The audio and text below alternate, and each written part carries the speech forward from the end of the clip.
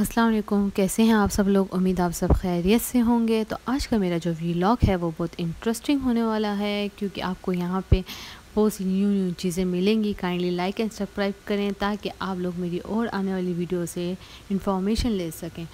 तो आप लोग जैसे ये पिक्चर्स वगैरह देख रहे हैं, ये आप लोग सोच रहे होंगे कि मैं आप लोगों को क्यों दिखा रही हूँ, क्योंकि आज मैं गई थी एक फाउंडेशन में जिसका नाम दोस्ती है। वो बेसिकली उनका पर्पस ये है कि वो एजुकेशन प्रोवाइड करें उन लोगों को जो अफोर्ड नहीं कर सकते, और उसी के लिए उन्होंने ये स्कूल बनाया। यहाँ पे फ्री एजुकेशन देते हैं, जिसका जितना हो सके वो देना चाहे तो वो दे सकता है।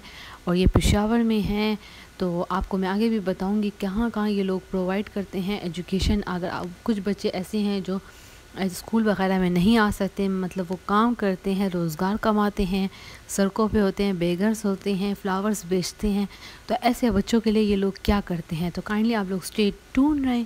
और आप देख सकते हैं ये यहाँ पे काम वगैरह चल रहा है, क्योंकि ये लोग इस स्कूल को ख़त्म करके यहाँ पे एक ऑफ़िस बना रहे थे, और इसके लिए इन्होंने यहाँ पे काम वगैरह शुरू किया हुआ था। तो ये आप देख सकते हैं यहाँ पे बच्चों को कितनी अच्छे तरीके से पढ़ाई दी जा रही थी। उनके लिए प्रॉपर चेयर्स का इंतज़ाम किया गया था। और मैं बेसिकली मेरी यहाँ पे फील्ड वर्क थी, तो मैंने कहा मैं जाऊँ। तो मैंने आप लोगों के लिए कुछ पिक्चर्स वगैरह भी कैप्चर की, ताकि आप लोग भी इससे इंफॉर्मेशन ले सकें। और वो जगह जो आप लोगों ने कभी नहीं देखी वो आप लोग इस व्लॉग में देखेंगे आगे, कि कैसे कैसे लोग ज़िंदगी गुजार रहे हैं और कितनी मुश्किलात उनको पेश आती हैं, और वो कैसे इस सब से सफ़र करते हैं, और उनका क्या होता है। हम लोगों को तो बहुत इजीली एजुकेशन वगैरह मिल जाती है, लेकिन वो लोग जो अफोर्ड नहीं कर पाते और जिनके बच्चे बचपन ही से कमाने में लग जाते हैं, तो उनके बारे में आपको इसमें इंफॉर्मेशन मिलेगी। तो काइंडली लाइक एंड सब्सक्राइब करें। तो चलें हम बढ़ते हैं। हम लोग अपना सर का इंतज़ार कर रहे थे, जिन्होंने हमें रिपोर्ट देनी थी कि हम लोग कैसे शुरुआत कर सकते हैं इससे रिलेटेड, और कैसे हम लोगों की मदद कर सकते हैं। ये जो पिक्चर आपको समझ पड़ गई होगी, ये सब पढ़ाई से रिलेटेड है, और मैंने आपको थोड़ा सा इन्फो देने की कोशिश की है कि ये आप लोग देखेंगे आगे जाके कि कैसे ये बच्चे बैठे हुए होते हैं खुले आसमान के नीचे और पढ़ाई की जदोजहद में लगे हुए होते हैं। और ये हम लोग अब मीटिंग रूम में बैठे हुए थे, हम सर का इंतज़ार कर रहे थे। सर ने हमें थोड़ा सा ब्रीफ़ किया और अब हम चल पड़े।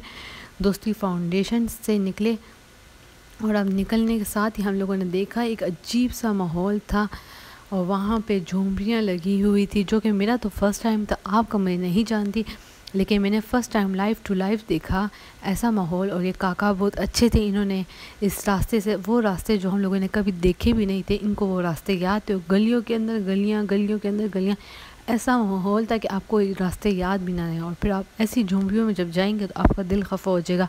आप इनकी मुश्किलात की बातें सुनेंगे तो आपको अपनी मुश्किलात भूल जाएंगे। और हम लोग अब ब्रीफ ले रहे थे, और इन बच्चों को हम लोगों ने घर से बुलाया है ताकि हम उनको पढ़ाई दे सकें, और हम इनको लिख के दे रहे थे। बेसिकली दोस्ती फाउंडेशन कहते हैं, अगर आप लोग बच्चे नहीं आ सकते तो वो उधर चले जाते हैं, टीचर को उनके घर के पास भेज देते हैं ताकि माँ बाप अपने बच्चों को पढ़ाई दे सकें। और किताब, पेंसिल, बोर्ड और ये सब फ्री होता है, टीचर भी फ्री होता है, सिर्फ उन्होंने बच्चे भेजने होते हैं।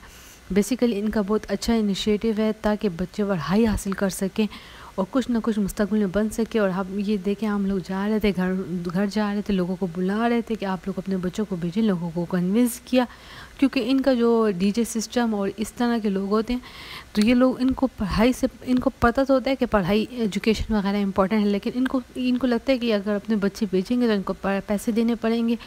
तो ये सब हमने, इनके जो शक व शुबहात थे वो सब हमने इनके क्लियर किए कि नहीं, आप लोगों को पैसे देने की ज़रूरत नहीं है, यहाँ पे सब कुछ फ्री है, हम खुद आपके बच्चों को पढ़ाएंगे और ये सब आपको फ्री होगा, आपसे कोई पैसे वगैरह नहीं लिए जाएंगे। तो आप यहाँ पे देख सकते हैं बच्चे कितनी खुशी खुशी खाने की चीज़ें ले रहे हैं, और अपनी उनकी खुशी का कोई सामान नहीं है जो मैं आपको बयान कर सकूं। और ये हम सब बच्चों से बातें वगैरह हम लोगों ने की, हमने इनसे पूछा कि इनके फ़ादर क्या करते हैं, इनके पेरेंट्स वगैरह क्या करते हैं।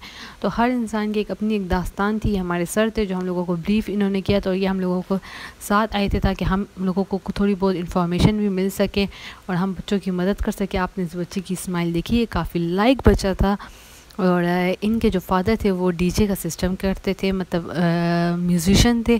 तो इन बच्चों को भी म्यूज़िशन का काफ़ी शौक़ था। और ये आप दोस्ती की किताबें देख सकते हैं, यहाँ पे आप लोगों को दोस्ती की तरफ से फ्री में चीज़ें मिलेंगी बच्चों की पढ़ाई से रिलेटेड। और ये हमारे सर हम लोगों को ब्रीफ़ कर रहे थे कि कैसे हम इनकी मदद कर सकते हैं और कैसे हम इनके लिए कोई ना कोई काम कर सकते हैं, और किस तरह हम किधर जाके क्या हमें पता चल सकता है कि हम कैसे इनके माँ बाप को कन्विंस कर सकते हैं। जो फादर वैसे वो तो बहुत कम ही था, लेकिन इनके माँ बाप जो के निहायत खुश थे। जब जब हम जाते तो काफ़ी हमें अच्छे तरीके से वेलकम करते। तो इनके पेरेंट्स भी काफ़ी सपोर्टिव थे। मतलब मैंने कोई 1% कोई फादर माँ बाप होंगे जो नहीं चाहते होंगे इनके बच्चे पढ़ें, लेकिन बाकी 99% मैंने जिनके पास गई उनको मैंने कहा कि अपने बच्चों को भेजें, तो मोस्टली लोगों ने कहा कि हम अपने बच्चों को भेजेंगे और हम भेजते भी हैं। तो इनकी मतलब स्ट्रगलिंग देख के और उस लिहाज से मतलब वो चाहते थे कि उनके बच्चे डॉक्टर इंजीनियर्स बने और कामयाब हो मुस्तकबिल में, लेकिन उनके पास सोर्स ऑफ इनकम नहीं थी। तो मैंने उनको बताया कि आपको सोर्स ऑफ इनकम लगाने की ज़रूरत भी नहीं है। आप इनके हालात भी देख सकते हैं कि कितनी मुश्किलात हैं इनको फेस आती हैं, ना इनकी लाइट होती है और ना ही इनके पास फ़ैन होता है। तो इनको काफ़ी मुश्किलात आती हैं। किसी बच्चों के माँ बाप घर जाके काम वगैरह करते थे। ये बच्चा आप देख सकते हैं ये काफ़ी टैलेंटेड था, पोइट्री वगैरह कर सकता था और इसको काफ़ी अच्छी आती थी, रैपर अंदाज में भी ये लोग कर सकते थे। तो मैं तो काफ़ी इनसे आइडियलिज़म मतलब मुझे काफ़ी आइडिया हुआ कि कितने लायक बच्चे हैं, मतलब कितना टैलेंटेड है पाकिस्तान में, जो कि हम लोगों को नज़र भी नहीं आता। और आप ये देख सकते हैं सब बच्चे एक साथ बैठ के, ये एक दूसरा एरिया है, ये इस्लाम 5 इसको कहा जाता है। अगर आप पेशावर में रहते हैं तो आप जा भी सकते हैं, आप इनकी मदद वगैरह करना चाहें तो आप वो भी कर सकते हैं। तो ये बच्चे सब एक साथ बैठ के यहाँ पे एजुकेशन हासिल करें। तो इनके माँ बाप खुद इनको लेके आते थे ताकि ये एजुकेशन कर सकें, और 3-3 साल के भी बच्चे यहाँ पे मौजूद थे।